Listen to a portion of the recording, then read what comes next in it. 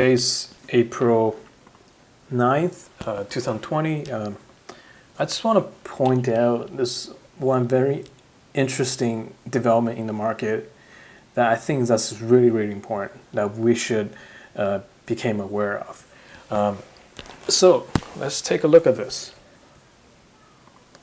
So what I'm looking at today is a side-by-side comparison between the 2015, this is 2015 Shanghai stock market, Shanghai chart, versus the SP 500 that we have today. And I found this is just very interesting development going on. It's just huge amount, a significant amount of similarities between these two charts. So previously, as you can see that we came down with S&P 500 and Shanghai index back in 2015.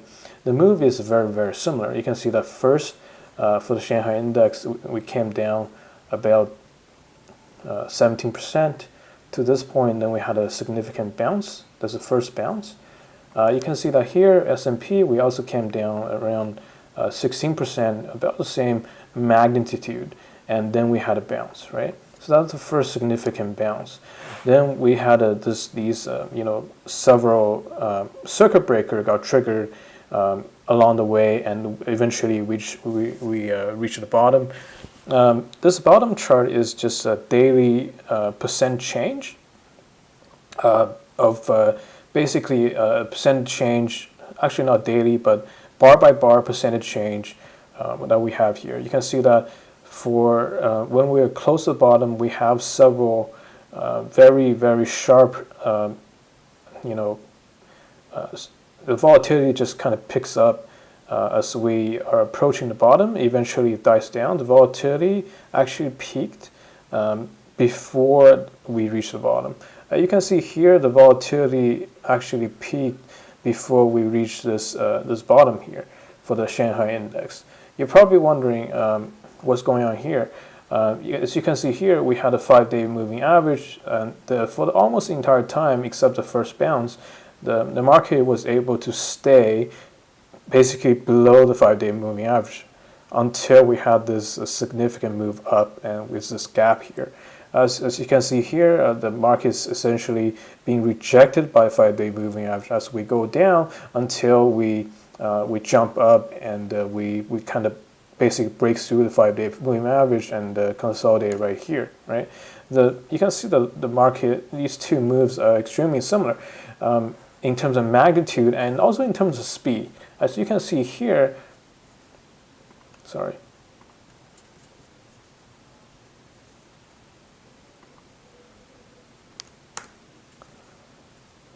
As you can see here, from this top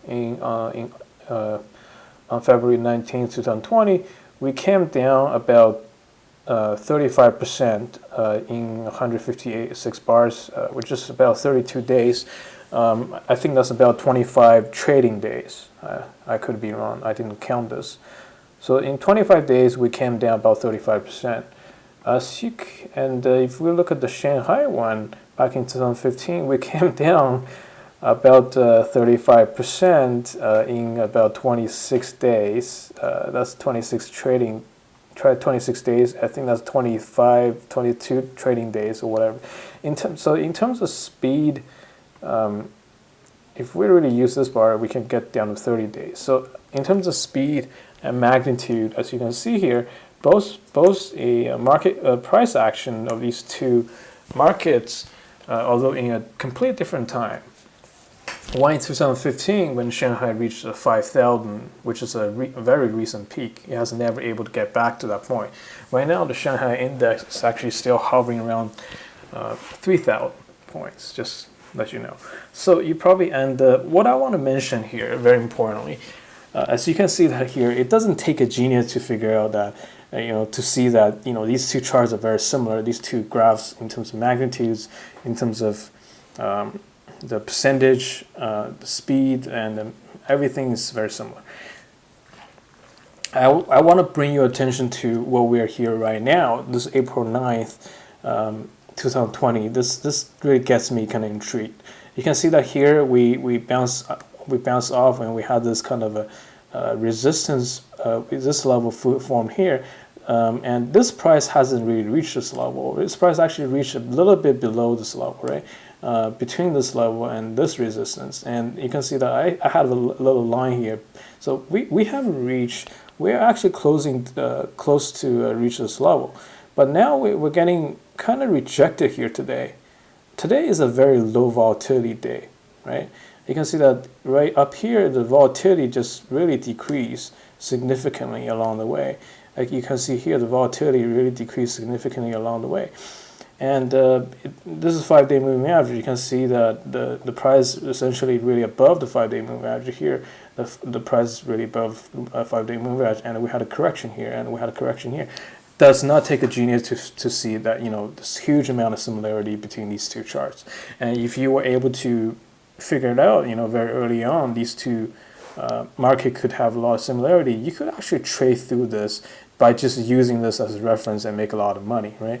I actually figured out the market is kind of similar to Shanghai. That's why I was able to long here when it went above the 5-day moving average, and really right away all the way up here this level. And then when it came down here, I believe it was a correction. I was just looking at this side by side, and then I entered some long position here, but I exited here.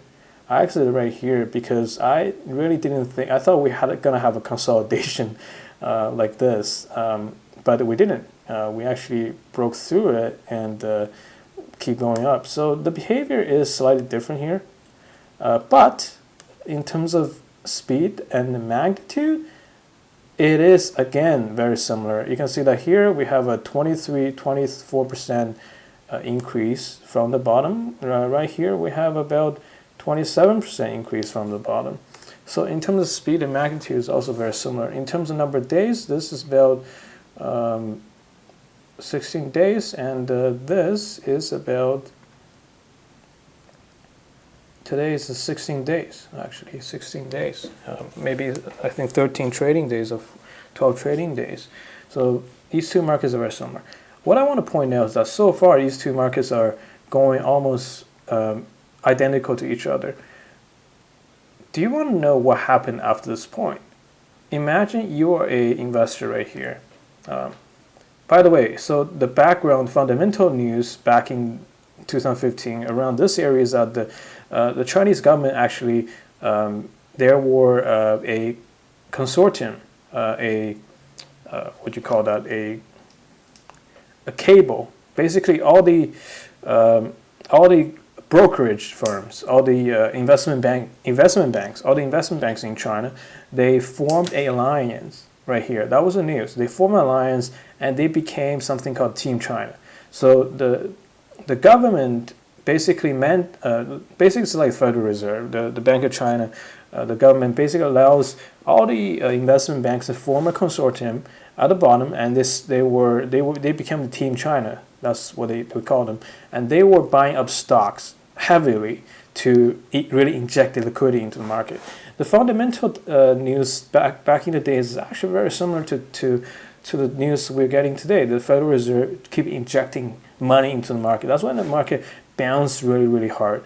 Right here, the investment banks in China, the consortium, they were buying stock really heavily from this bottom, and then they try to prop that market. That's why it has a really sharp V-shaped recovery, just like today. But what happened after that was unexpected. You can see that. Do you think you have the courage to really short here? Like, do you have the courage to enter a short position here, given the market just rally like this? I wouldn't. I mean, if I don't see what's in the future, I mean, I was there. I mean, I wouldn't. I mean, I thought the market's just gonna keep bouncing further, and I thought the government basically mandated a bunch of investment banks and give them money, tell them to buy up the stocks. How could I go against that, right? Why would I go against that? Why would I go against the Fed? Similar argument that we have today. What happened afterwards was really surprising. So, by the way, I wasn't participating in that market. I actually got out right here. I exited. I never came back because the valuation back then was really insane. And I just want to show you what happened afterwards. Let's have a big review. So let's keep going forward. Okay, so it came down a little bit the next hour. So this is an hourly chart of the Shanghai index. If I'm there, I'm like, no big deal. I mean, it came down just a little bit. Oh, and the next hour it came down even more. It started touching that 5-day moving average. Then the next hour, okay, came down, then it went up again. Just a little bit bounce. Reached this previous resistance, I guess. Maybe it corresponds to this area. Then the next hour, okay, the next hour, it just this hour by hour. We came down again, we came down again, we came down, oh my god, massively. What the frick is going on? We came down again. What? What? Come on, this is only a couple hours. Then the next, holy crap, what the? We came down massively that hour. Then we bounced. Okay, that was it. That was it. So as you can see, the result of this was not a V-shaped recovery. So far, these two markets has a lot of similarities, as I point out, but this failed back in 2015. Do you think that we're gonna fail again in 2020? Is history going to repeat itself? So far it has. So far it has. And I use this chart, literally made money here. But are we going to repeat? Like, you know, all these Chinese guys experience. I mean, they probably experience that again. Think about if you run a hedge fund. If you run a hedge fund, are you gonna buy here? Is American economy the same as, you know, this is the price of the American economy essentially, right?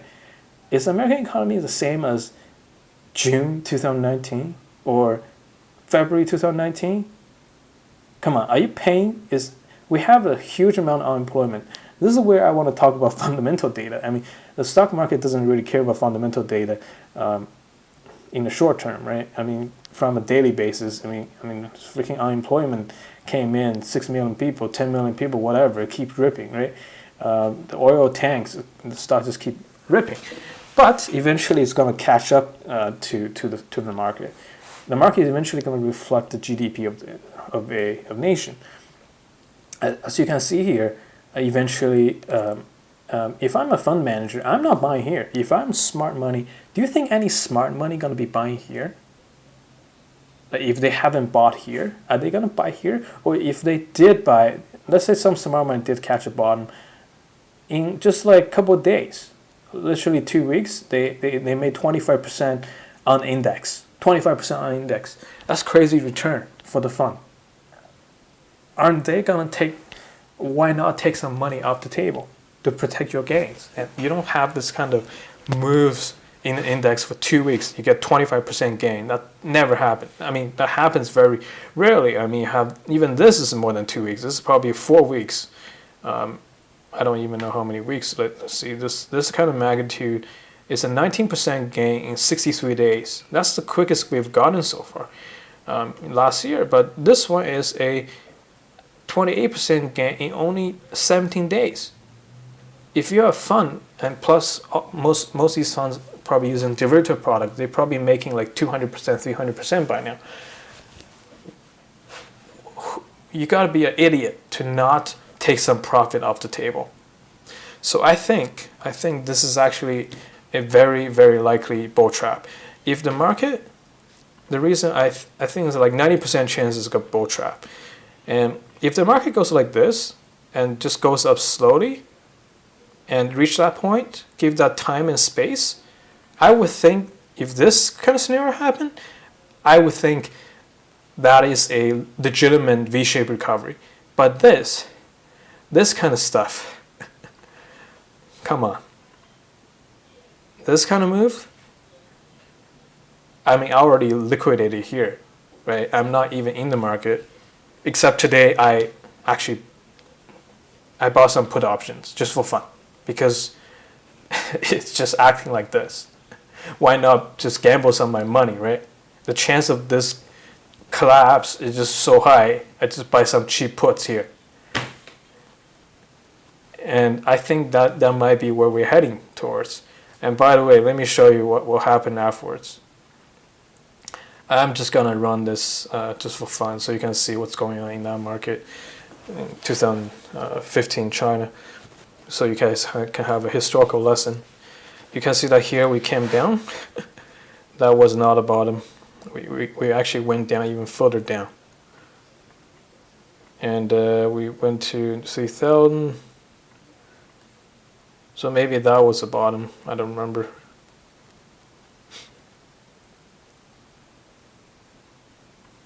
Yeah, I think we had a bunch of circuit breaker here. So the circuit breaker wasn't over. So the volatility actually, it came in waves. We have one volatility move and we have another one. So we have a volatility increase, then it contracts, then increase again, then contracts again, then increase again. So in the bear market, the volatility contracts and jumps up again, then contracts again, then jumps up again. It doesn't. You have these kind of fake bull traps with low volatility, with fast increasing price, and making people forget about it. We just had a tremendous amount of pain just last month, and this is literally classic bear market behavior. So that's what I want to say. And if you see this video, you have to be very cautious about next week. Next week's you got to be very cautious. If you have profit here, you better take some money off the table, in my opinion, because if this kind of scenario happens, it comes down so fast, and you won't be able to react, right? A lot of people, when it comes down in a couple hours, in only 2, so this was like a 3-day move, just wiped out the 16 days of gain. If this kind of thing happens, a lot of people just gonna be caught off guard, and especially this bull trap. That's a perfect bull trap, right? Just gonna get caught off guard, and it's over for all these option holders right there. It's just gonna get destroyed. And that's it. Thank you.